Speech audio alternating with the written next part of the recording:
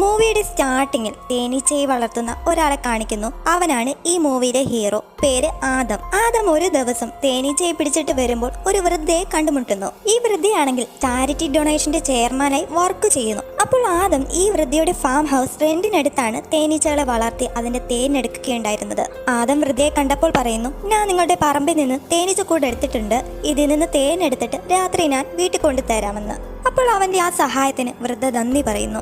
ഇത് കേട്ട് ആദം പറയുകയാണ്, നിങ്ങൾ വളരെ നല്ല സ്ത്രീയാണ്. പിന്നോക്കം നിൽക്കുന്ന ആളുകൾക്ക് പണം നൽകി സഹായിക്കാനുള്ള മനസ്സുണ്ടല്ലോ, അതൊക്കെ നല്ല മനസ്സുള്ളവർക്ക് ചെയ്യാൻ പറ്റൂ. ഇത് പറഞ്ഞിട്ട് ആദം ഫാം ഹൗസിൽ വന്നിട്ട് തന്റെ ജോലി തുടരുന്നു. ഇതേ സമയം വൃദ്ധ വീട്ടിൽ വന്നിട്ട് ലാപ്ടോപ്പിൽ വർക്ക് ചെയ്യാൻ ആരംഭിക്കുന്നു. എന്നാൽ ഇതിനിടയിൽ ലാപ്ടോപ്പിൽ ഒരു വാർണിംഗ് മെസ്സേജ് വരുന്നു, അതായത് കമ്പ്യൂട്ടറിൽ വൈറസ് ബാധിച്ചിട്ടുണ്ടെന്ന്. അപ്പോൾ ആ നോട്ടിഫിക്കേഷൻ നൽകിയിരുന്ന കമ്പനി നമ്പറിലേക്ക് വൃദ്ധ വിളിച്ചിട്ട് ഇതുപോലെ ലാപ്ടോപ്പിൽ ഒരു വൈറസ് ബാധിച്ചിട്ടുണ്ടെന്നും ഞാൻ ഏജ് ഓവറായ വ്യക്തിയാണ്, അതുകൊണ്ട് എനിക്ക് ഇതിനെപ്പറ്റി വലിയ അറിവില്ല, നിങ്ങൾ ഇത് മാറ്റിത്തരണമെന്ന് പറയുമ്പോൾ കമ്പനിയിലെ വർക്കർ പറയുന്നു, വൈറസ് ഡേഞ്ചറസ് ആണ്, നിങ്ങളുടെ ലാപ്ടോപ്പിലെ എല്ലാ ഡേറ്റാസുകളും ലോസ് ആകും. പക്ഷെ നിങ്ങൾ പേടിക്കേണ്ടതില്ല, ഞങ്ങൾ നിങ്ങളെ സഹായിക്കാം. അതിനായി നിങ്ങൾ ആദ്യം ഒരു ആപ്പ് ഡൗൺലോഡ് ചെയ്യണം. അതനുസരിച്ച് വൃദ്ധ ആ ആപ്പ് ഡൗൺലോഡ് ചെയ്തു. അപ്പോൾ വർക്ക് വൃദ്ധയുടെ സിസ്റ്റത്തിനെ കൺട്രോൾ ചെയ്യാൻ തുടങ്ങി. അങ്ങനെ കൺട്രോൾ ചെയ്തതിലൂടെ വൃദ്ധയുടെ അക്കൗണ്ടിൽ $2,00,000 ഉണ്ടെന്ന് ആ വർക്കറും കമ്പനിയിലെ മറ്റ് എംപ്ലോയീസും അറിയുന്നു. ഉടനെ അവർ വൃദ്ധയുടെ അക്കൗണ്ടിലേക്ക് $50,000 സെൻഡ് ചെയ്ത് കൊടുത്തു. എന്നിട്ട് പറയുകയാണ്, മേഡം, അബദ്ധവശാൽ ഞങ്ങളുടെ പണം നിങ്ങളുടെ അക്കൗണ്ടിൽ വന്നിട്ടുണ്ട്, ഞങ്ങൾക്ക് ആ പണം ആവശ്യമുള്ളതാണ്, സോ പ്ലീസ് നിങ്ങൾ ആ പണം റിട്ടേൺ ചെയ്യുക. ഇത് കേട്ട വൃദ്ധ തന്റെ അക്കൗണ്ട് നോക്കുമ്പോൾ അവർ പറഞ്ഞത് ശരിയാണ്, $50,000 തന്റെ അക്കൗണ്ടിൽ വന്നിട്ടുണ്ട്. അങ്ങനെ വൃദ്ധ പണം തിരികെ അയക്കാനായി പാസ്വേഡ് കൊടുക്കുമ്പോൾ പെട്ടെന്ന് അവളുടെ ലാപ്ടോപ്പ് ഓഫായി. കാരണം അവർ ആ ആപ്പിലൂടെ വൃദ്ധയുടെ സിസ്റ്റം ഹാക്ക് ചെയ്തു. എന്നിട്ട് വൃദ്ധയുടെ അക്കൗണ്ടിലുണ്ടായിരുന്ന മുഴുവൻ പണവും അവരുടെ അക്കൗണ്ടിലേക്ക് ആക്കി. ഇത്രയും തുക കിട്ടിയപ്പോൾ കമ്പനിയിലെ അംഗങ്ങൾക്ക് അവരുടെ സന്തോഷം ആഘോഷിക്കാൻ തുടങ്ങുന്നു. കുറച്ച് കഴിഞ്ഞപ്പോഴത്തേക്കും വൃദ്ധയുടെ ലാപ്ടോപ്പ് ഓൺ ആയപ്പോൾ വൃദ്ധ ഞെട്ടിപ്പോയി. കാരണം അവരുടെ അക്കൗണ്ടിൽ ഉണ്ടായിരുന്ന ഒറ്റ പണമില്ലപ്പോൾ. അവർ തന്നെ കബളിപ്പിക്കുകയായിരുന്നെന്ന് ആ ടൈമിലാണ് വൃദ്ധ അറിയുന്നത്. കൂടാതെ വൃദ്ധയുടെ അക്കൗണ്ടിൽ തട്ടിപ്പ് നടന്നതായി ബാങ്കിൽ നിന്ന് മെസ്സേജും വരുന്നു. വൃദ്ധയ്ക്ക് ഇതെല്ലാം കണ്ട് സഹിക്കാനേ കഴിയുന്നില്ല. അങ്ങനെ അന്ന് രാത്രി വൃദ്ധയുടെ പറമ്പിൽ നിന്നെടുത്ത് തേൻ കൊടുക്കാനായി ആദം വൃദ്ധയുടെ വീട്ടിലേക്ക് വരുന്നു. എന്നാൽ വീട്ടിലെ ലൈറ്റ് ഓഫായി കിടക്കുന്നത് കണ്ട് ആദമിന് എന്തോ പന്തികേട് തോന്നി. എന്നിട്ടും അവൻ മുന്നോട്ട് നടന്നു വരുമ്പോൾ വൃദ്ധയുടെ മകളായ എമ്മ അവനെ പിടികൂടി. ഈ എമ്മ ഒരു പോലീസ് ഓഫീസറായിരുന്നു. എമ്മ അവനെ പിടികൂടാനുള്ള കാരണം ആ വൃദ്ധ മരണപ്പെട്ടിരിക്കുന്നു. അപ്പോൾ അമ്മയെ ആദം കൊന്നതാണെന്ന് എമ്മയ്ക്ക് സംശയം തോന്നിയത് കൊണ്ടാണ് അവനെ പിടിച്ചു വെച്ചിരിക്കുന്നത്. ഇതിനുശേഷം എമ്മ പുറത്തേക്ക് വരുമ്പോൾ മറ്റ് പോലീസ് ഓഫീസേഴ്സും അവിടേക്ക് വരുന്നു. അപ്പോൾ ഒരു പോലീസ് ഓഫീസർ എമ്മയോട് പറയുകയാണ്, ആദം ഇന്നസെന്റ് ആണ്, അവൻ അമ്മയെ കൊന്നതായിരിക്കില്ല, അവർ സൂയിസൈഡ് ചെയ്തതായിരിക്കും. ഇത് കേട്ട എമ്മ പറയുകയാണ്, എന്റെ അമ്മ ഒരിക്കലും അങ്ങനെ ചെയ്യില്ല, കാരണം അവർ മറ്റുള്ളവർക്ക് വേണ്ടിയാണ് ജീവിക്കുന്നത്, അതുകൊണ്ട് അവർക്ക് സ്വയം അവസാനിക്കാൻ കഴിയില്ല. അത് മാത്രമല്ല ആദമിന്റെ കയ്യിൽ കത്തിയുണ്ടായിരുന്നു, അതുകൊണ്ട് അവൻ കൊന്നത് തന്നെയാണ്. ഇത് പറഞ്ഞിട്ട് അമ്മ ആദമിനോട് ചോദിക്കുന്നു, നീ എന്തിനാണ് ഈ വീട്ടിലേക്ക് വന്നത്? അപ്പോൾ ആദം പറയുന്നു, ഞാൻ ഈ പറമ്പിൽ നിന്ന് തേൻ എടുത്തിരുന്നു, തേൻ അമ്മയ്ക്ക് കൊടുക്കാനാണ് ഇവിടെ വന്നതെന്ന് ആദം മറുപടി നൽകി. ഇതനുസരിച്ച് അവൻ കള്ളം പറയുകയാണോ അല്ലയോ എന്നറിയാനായി പറമ്പിൽ ചെന്ന് നോക്കുമ്പോൾ തേനീച്ചകൾക്ക് ഉപയോഗിക്കുന്ന മെഷീൻസ് അവിടെ ഇരിക്കുന്നത് കാണുന്നു. ഇത് കഴിഞ്ഞ് വൃദ്ധയുടെ ലാപ്ടോപ്പ് ചെക്ക് ചെയ്യുമ്പോഴാണ് പണം നഷ്ടപ്പെട്ട കാര്യവും അറിയുന്നത്. അപ്പോൾ ഇതെല്ലാം വെച്ച് നോക്കുമ്പോൾ ആദം നിരപരാധിയാണെന്ന് ഇവിടെ തെളിയുന്നു. അതുകൊണ്ട് തന്നെ എമ്മ അവനെ സംശയിച്ചതിൽ അവനോട് ക്ഷമ പറയാനായി അടുത്ത ദിവസം തന്നെ അവന്റെ ഫാം ഹൗസിൽ ചെല്ലുന്നു. എന്നിട്ട് ആദമിനോട് ക്ഷമ ചോദിക്കുമ്പോൾ അതൊക്കെ പോട്ടെ, വിട്ടേക്കാനെന്ന് ആദം പറയുന്നു. അതിനുശേഷം എമ്മ പറയുകയാണ്, അമ്മയുടെ അക്കൗണ്ടിൽ ഉണ്ടായിരുന്ന പണം അമ്മ ചാരിറ്റിക്ക് വേണ്ടി കളക്ട് ചെയ്ത പണമായിരുന്നു. ഒമ എന്ന കമ്പനിയാണ് ഈ തട്ടിപ്പ് നടത്തിയതെന്ന് ഞങ്ങൾ കണ്ടെത്തി. ആളുകളെ കബളിപ്പിച്ച് അവരുടെ പണം കൈക്കലാക്കലാണ് ഈ കമ്പനികളുടെ ലക്ഷ്യം. ഇത് മാത്രമല്ല, ഇതുപോലെ മറ്റ് കമ്പനികളും വേറെയുണ്ട്. ഇവയെല്ലാം ഓൺലൈൻ തട്ടിപ്പ് കമ്പനികളാണ്. ഇതുപോലെ ഈ തട്ടിപ്പിനിരയായ കാര്യം അമ്മ നിങ്ങളോട് പറഞ്ഞിട്ടുണ്ടായിരുന്നു എന്ന് എമ്മ ചോദിക്കുമ്പോൾ ആദം പറയുകയാണ്, ഇല്ല, എന്നോട് പറഞ്ഞിട്ടില്ല. അവർക്ക് എങ്ങനെ ഇത് സംഭവിച്ചു? കാരണം അവർ നല്ല സ്ത്രീയായിരുന്നു, എല്ലാവർക്കും വേണ്ടി നല്ലത് ചെയ്യുന്നു, അവരുടെ നന്മയിലൂടെ അവർ ഇപ്പോഴും ഈ ലോകത്ത് ജീവിക്കുന്നുണ്ട്. ഈ കോൺവെർസേഷന് ശേഷം ആദം ഒരു രഹസ്യ അന്വേഷണ ഏജൻസിയെ വിളിച്ചിട്ട് ആ കമ്പനിയെ കുറിച്ചുള്ള വിവരങ്ങൾ ചോദിച്ചറിയുന്നു. അത് പ്രകാരം പിറ്റേന്ന് രാവിലെ തന്നെ ആദം ആ കമ്പനിയിലെത്തി. പക്ഷേ സെക്യൂരിറ്റി ഗാർഡ്സ് അവനെ തടങ്ങി വെച്ചു, അകത്തേക്ക് കയറ്റിവിടുന്നില്ല. എന്നാൽ ആദമാണെങ്കിൽ 2 എണ്ണത്തിനെയും അടിച്ച് റെഡിയാക്കിയിട്ട് വർക്കേഴ്സ് ഇരിക്കുന്നിടത്തേക്ക് വരുന്നു. ആ ടൈമിലും അവരാണെങ്കിൽ ആളുകളെ പറ്റിച്ച് പണം തട്ടുന്ന തിരക്കിലായിരുന്നു. ആദം പെട്രോളുമായിട്ടാണ് വന്നിരിക്കുന്നത്. പെട്രോൾ ക്യാൻ അവിടെ വെച്ചിട്ട് താൻ പറയുന്നത് ശ്രദ്ധിക്കാനെന്ന് ആദം വർക്കേഴ്സിനോട് പറയുമ്പോൾ അവരാരും മൈൻഡ് ചെയ്യുന്നില്ല. അതിൽ ദേഷ്യം വന്ന ആദമാണെങ്കിൽ ഒരുത്തനെ പിടിച്ചിട്ട് ഒരുപാട് അടിക്കുന്നു. എന്നിട്ട് പറയുകയാണ്, നിങ്ങൾ ഇനി ഇവിടെ വരികയില്ല, ഇനി ഒരു മനുഷ്യനെയും കബളിപ്പിക്കില്ല. ഇത് കേട്ടപ്പോൾ എല്ലാവർക്കും ഇയാൾ എന്താണ് പറയുന്നതെന്ന് മനസ്സിലാകുന്നില്ല. താമസിക്കാതെ ആദം സംസാരം നിർത്തിയിട്ട് പ്രവൃത്തിയിലേക്ക് വരുന്നു. അതായത് ആ വർക്കേഴ്സിന്റെ ദേഹത്തേക്ക് അവൻ കൊണ്ടുവന്ന പെട്രോൾ ഒഴിക്കുന്നു.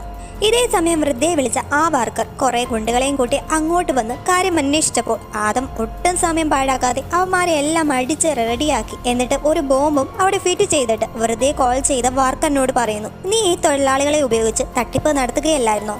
എന്നാൽ ഇന്നത്തേടം കൊണ്ട് ഇതെല്ലാം അവസാനിക്കും. അത് പറഞ്ഞിട്ട് ആദം അവിടെ നിന്ന് ഇറങ്ങിപ്പോകുന്നു. പിന്നാലെ ആ വർക്കറും ബിൽഡിങ്ങിന് വെളിയിലേക്ക് വരുമ്പോൾ ബോംബ് പൊട്ടിത്തെറിച്ച് ബിൽഡിംഗ് മുഴുവൻ തകർന്നു വീണു. അതോടെ ആ കമ്പനി നശിച്ചു. അങ്ങനെ ഈ സംഭവത്തിന് ശേഷം രക്ഷപ്പെട്ട വർക്കറാണ് കമ്പനിയുടെ ഓണറായ മാർട്ടിനെ വിളിച്ച് നടന്നതെല്ലാം വിവരിച്ച് പറയുന്നു. അപ്പോൾ മാർട്ടി തിരിച്ചു ചോദിക്കുന്നു, അയാൾ എങ്ങനെ ബിൽഡിങ്ങിനുള്ളിൽ കയറി?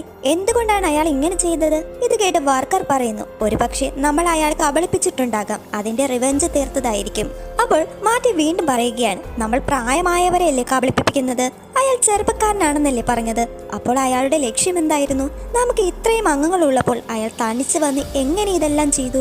വർക്കേഴ്സിന് എന്ത് സംഭവിച്ചെന്ന് മാർട്ടി ചോദിക്കുമ്പോൾ മറ്റേ വർക്കർ പറയുന്നു, അവരെല്ലാം ആ സ്ഫോടനത്തിൽ മരിച്ചുപോയി. ഇതെല്ലാം കേട്ട് മാർട്ടി ഉടനെ പോയി തന്റെ ധൈര്യശാലിയായ ഗാർഡ്സിന്റെ തലവനോട്, ഉടനെ എനിക്ക് കുറച്ച് ഗുണ്ടകളെ വേണം, നിങ്ങൾ വേഗം റെഡിയാക്കണമെന്ന് പറഞ്ഞ് മാർട്ടി വർക്കറിനെ വിളിച്ചിട്ട് ആദം എവിടെയുണ്ടെന്ന് കണ്ടെത്തണം, ഞാൻ കുറച്ച് ഗുണ്ടകളെ അങ്ങോട്ട് അയക്കാമെന്ന് പറയുന്നു. ഇതിനുശേഷം വൃദ്ധയെ കബളിപ്പിച്ചതിനാലാണ് ആദം തങ്ങളെ തകർത്തതെന്ന് വർക്കർ കണ്ടെത്തി. അങ്ങനെ അവൻ കുറച്ച് ഗുണ്ടകളെയും കൂട്ടി വൃദ്ധയുടെ വീട്ടിലേക്ക് വരുന്നു. അപ്പോൾ അവിടെ പറമ്പിൽ വെച്ച ആദം കാറിൽ കയറി പോകുന്നത് അവർ കാണുകയുണ്ടായി. തുടർന്ന് അവർ ആദത്തിന്റെ മെഷീൻസ് ഒക്കെ നശിപ്പിക്കുന്നു. ഇത് കഴിഞ്ഞ് ആദത്തിനെ കൊല്ലാനായി അവന്റെ ഫാക്ടറിക്ക് ഉള്ളിലേക്ക് ചെല്ലുന്നു. എന്നിട്ട് ആയുധം കരുതി ആദമിന്റെ അടുത്തേക്ക് ചെല്ലുമ്പോൾ ആദമാണെങ്കിൽ അവരെ ഓരോരുത്തരെയും അടിച്ച് റെഡിയാക്കി. തന്റെ ധൈര്യശാലികളായ ഗുണ്ടകൾ മരിച്ചു കിടക്കുന്നത് കണ്ട് കമ്പനിയിലെ വർക്കർ പേടിച്ചോടാൻ ശ്രമിക്കുമ്പോൾ ആദം അവനെയും പിടികൂടി. അടുത്തുള്ള ഒരു മെഷീനിൽ കൈവച്ചതും അവന്റെ വിരലെല്ലാം മുറിഞ്ഞു പോകുന്നു. അതേസമയം എമ്മയ്ക്ക് ഒരു ഇൻഫർമേഷൻ കിട്ടുന്നു. അതായത് ആദം റെന്റിനെടുത്തിരുന്ന ഫാം ഹൗസിൽ സ്ഫോടനമുണ്ടായിരുന്നു. ഉടനെ എമ്മയും മറ്റു പോലീസ് ഓഫീസേഴ്സും അവിടേക്ക് വരുന്നു. അപ്പോൾ കമ്പനിയിലെ സ്ഫോടനം ഇപ്പോൾ ഈ ഒരു ഫാം ഹൗസിലെ സ്ഫോടനവും കൂടി കൂട്ടി വായിക്കുമ്പോൾ ആദമാണ് ഇതിന്റെയൊക്കെ പിന്നിലെന്ന് പോലീസ് കണ്ടെത്തുന്നു. ഇതേ സമയം മാർട്ടിനൊരു കോൾ വരികയാണ്. വിളിച്ചിരിക്കുന്നത് കമ്പനിയിലെ വർക്കർ. അവൻ പറയുന്നത് ആദം അവനെ കാറിൽ കയറ്റി ഒരു ബ്രിഡ്ജിന്റെ അടുത്ത് കൊണ്ടുവന്നെന്നും എന്നിട്ട് ഫാം ഹൗസിൽ എന്താണ് സംഭവിച്ചതെല്ലാം അവൻ മാർട്ടിനോട് വിശദമായി പറയുന്നു. അപ്പോഴുണ്ട് ആദം വർക്കറിന്റെ അടുത്ത് വന്നിട്ട് അവനെ ഒരു റോപ്പ് കൊണ്ട് കെട്ടി അത് ഒരു കാറുമായി ബന്ധിപ്പിച്ചു. ഇതിനുശേഷം ആ കാർ തള്ളി കടലിലേക്ക് എറിയുന്നു. കാറിനോടൊപ്പം വർക്കറും കടലിലേക്ക് വീഴുകയാണ്. ഈ സംഭവത്തിന് ശേഷം ആദം മാറ്റുമായി ഫോണിൽ സംസാരിക്കുന്നു. ആദം പറയുന്നത്, നീ ആരായാലും ശരി, നിന്നെ ഞാൻ ഉടനെ കണ്ടെത്തി കൊല്ലും, കാത്തിരുന്നോളും. അപ്പോൾ മാറ്റി പറയുന്നു, പക്ഷെ ഞാൻ ആരാണെന്ന് നിങ്ങൾക്കറിയില്ലല്ലോ. ഇതിന് മറുപടിയായി ആദം പറയുകയാണ്, നീ വിഷമിക്കേണ്ട, ഞാൻ വളരെ പെട്ടെന്ന് തന്നെ നിന്നെ കണ്ടെത്തിക്കോളാം. ഇത് പറഞ്ഞിട്ട് ആദം ഫോൺ കട്ട് ചെയ്തിട്ട് അവിടെ നിന്ന് പോകുന്നു. പിന്നീട് മാറ്റ് ഗാർഡിന്റെ ഹെഡിനോട് സംസാരിക്കുകയാണ്.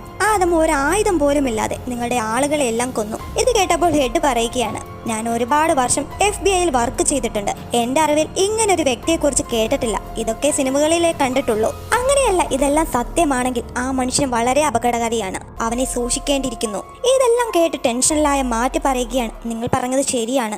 നിങ്ങൾ എന്നെ പ്രൊട്ടക്ട് ചെയ്യണം. നിങ്ങളുടെ സെക്യൂരിറ്റി എനിക്ക് ഇനിയും ആവശ്യമുണ്ട്.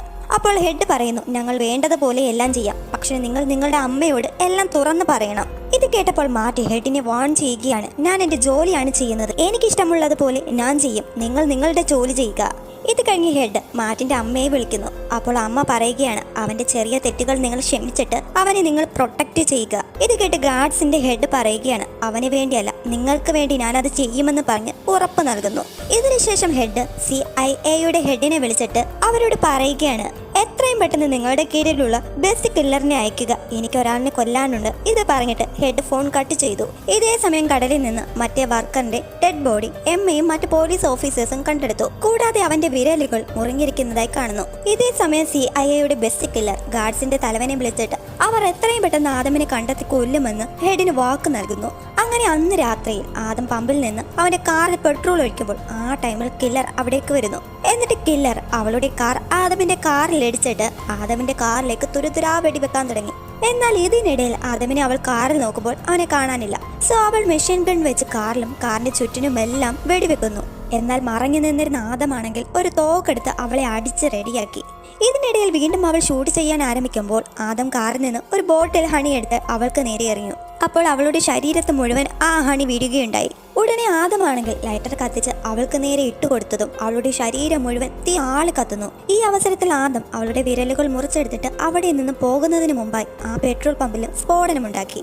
അങ്ങനെ ഈ സംഭവം കഴിഞ്ഞ് സിഐയുടെ തലവൻ ഗാർഡ്സിന്റെ ഹെഡിനെ വിളിച്ചിട്ട് ഇതുപോലെ സംഭവിച്ചതെല്ലാം പറയുമ്പോൾ ഹെഡ് ആണെങ്കിൽ ഞെട്ടിപ്പോയി. നിങ്ങൾ എന്താണ് ഈ പറയുന്നത്? ഇതെങ്ങനെ സംഭവിച്ചു? ഹെഡ് വളരെ ആശ്ചര്യത്തോടെ ചോദിക്കുമ്പോൾ സിഐയുടെ ലീഡർ പറയുന്നു, എനിക്കറിയില്ല, ഇനി എന്താണെന്നുള്ളത് നിങ്ങൾ തന്നെ കൈകാര്യം ചെയ്യാനെന്ന് പറഞ്ഞിട്ട് അവൾ ഫോൺ കട്ട് ചെയ്തു. അപ്പോൾ നടന്നതെല്ലാം ഹെഡ് മാർട്ടിനോട് പറയുമ്പോൾ മാർട്ടി ചോദിക്കുകയാണ്, നിങ്ങൾക്ക് എന്തുകൊണ്ടാണ് അവനെ കൊല്ലാൻ കഴിയാത്തത്? ഇതിന് മറുപടിയായി ഹെഡ് പറയുന്നു, നീ വിഷമിക്കേണ്ട, ഞങ്ങൾ ഇതെല്ലാം ഹാൻഡിൽ ചെയ്തോളാം. മറുവശത്തെ എമ്മയും മറ്റു പോലീസ് ഓഫീസേഴ്സും പെട്രോൾ പമ്പിലുണ്ടായ സ്ഫോടന വിവരം അറിഞ്ഞ് അവിടെ എത്തുന്നു. അപ്പോൾ അവിടെ എന്താണ് സംഭവിച്ചതെന്ന് പരിശോധിച്ചിട്ട് എമ്മ അവളുടെ കമ്പാനിയനോട് പറയുകയാണ്, ഇവിടെ മെഷീൻ ഗൺ ഉപയോഗിച്ചിട്ടുണ്ട്. എന്തായാലും ഇതിൽ സാധാരണക്കാർക്ക് പങ്കില്ല. ഇതിന് പിന്നിൽ വലിയ കൈകളാണ്. അതുകൊണ്ട് നമുക്ക് ഈ കാര്യം സീനിയറിനെ അറിയിച്ചേ പറ്റൂ. മറുവശത്ത് ഗാർഡ്സിന്റെ ഹെഡ് ആദമിനെ പിടിക്കാനായി ധാരാളം ആളുകളെ നിയമിക്കുന്നു. എന്നിട്ട് അവരോട് എത്രയും പെട്ടെന്ന് ബീ കീപ്പറെ കണ്ടെത്തിയിട്ട് അവനെ അവസാനിപ്പിക്കണമെന്ന് ആവശ്യപ്പെട്ടിട്ട് ആദമിന്റെ ഫോട്ടോയും മറ്റു ഡീറ്റെയിൽസും ഹെഡ് അവരോട് പറഞ്ഞു കൊടുക്കുന്നു. മറുവശത്ത് ആദമാണെങ്കിൽ കില്ലറിന്റെ കാറിൽ ഒരു ഫാക്ടറിയിലേക്ക് വന്നിരിക്കുകയാണ്.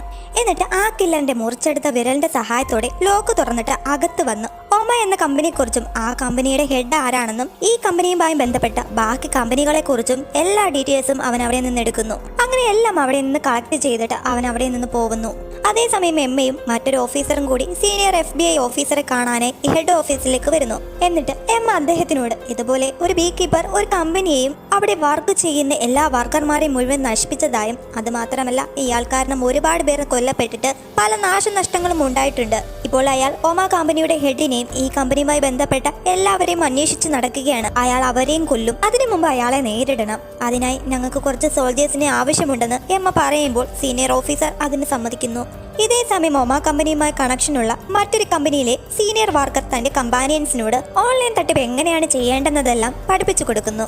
ആ ടൈമിൽ ഒരു ഓഫീസർ വന്നിട്ട് നിങ്ങൾ ഇവിടെ നിന്ന് പോകണം, ഇവിടെ നിൽക്കുന്നത് നിങ്ങളുടെ ജീവൻ ആപത്താണെന്ന് പറയുമ്പോൾ ആ സീനിയർ വർക്കർ ആണെങ്കിൽ ഇതൊന്നും കേൾക്കാൻ കൂട്ടാക്കുന്നില്ല. അപ്പോൾ ഓഫീസർ അവനെ അവിടെ നിന്ന് വിളിച്ചുകൊണ്ട് പോയിട്ട് മാർട്ടിനെ ഫോൺ ചെയ്ത് കൊടുക്കുന്നു. അപ്പോൾ മാർട്ടും ഫ്രണ്ടായ സീനിയർ വർക്കറിനോട് പറയുന്നത്, നീ അവർ പറയുന്നത് കേട്ട് സുരക്ഷിതനായിരിക്കുക, അല്ലെങ്കിൽ ജീവന് തന്നെ ആപത്തായിരിക്കും.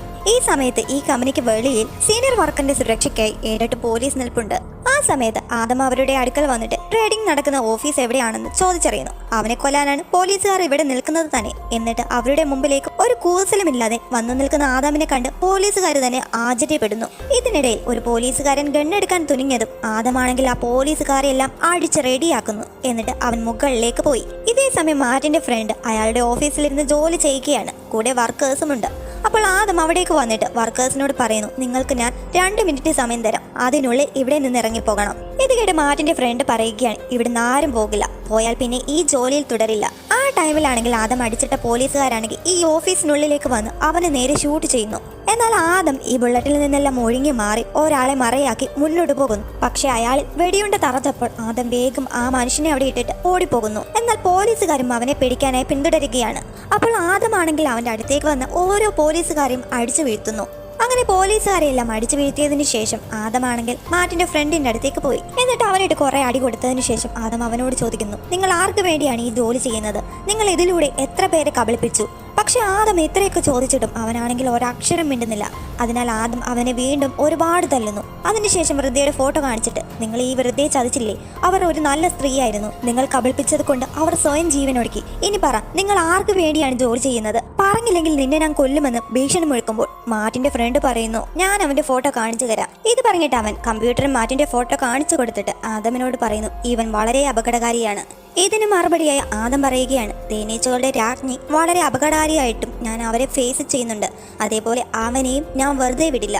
ഇതേ ടൈം എമ്മയും കൂട്ടാളികളും അവിടേക്ക് വരുന്നു. ഇവരെ കണ്ടപ്പോൾ ആദം മറഞ്ഞു നിന്നു. അപ്പോൾ എമ്മ അവനോട് പറയുകയാണ്, നിങ്ങൾ നിയമം കയ്യിലെടുക്കരുത്, ഇവിടെ ശിക്ഷ വിധിക്കാൻ കോടതിയുണ്ട്. ഇതിന് മറുപടിയായി ആദം പറയുകയാണ്, നിങ്ങൾ നിയമത്തിന്റെ പാതയിൽ പോകൂ, ഞാൻ എനിക്ക് ശരിയെന്ന് തോന്നുന്നത് ചെയ്യുമെന്ന് പറഞ്ഞിട്ട് ആദം അവിടെ നിന്ന് പോകുമ്പോൾ പിന്നാലെ പോലീസുകാരും പിന്തുടരുന്നു. അപ്പോൾ എമ്മയുടെ കമ്പാനിയൻ ഗൺ ചൂണ്ടി ആദത്തിന്റെ അടുത്തേക്ക് വരുമ്പോൾ ആദം അവനെ അടിച്ചിട്ടിട്ട് അവനെ കൊല്ലാതെ അവിടെ നിന്ന് ഓടിപ്പോകുന്നു.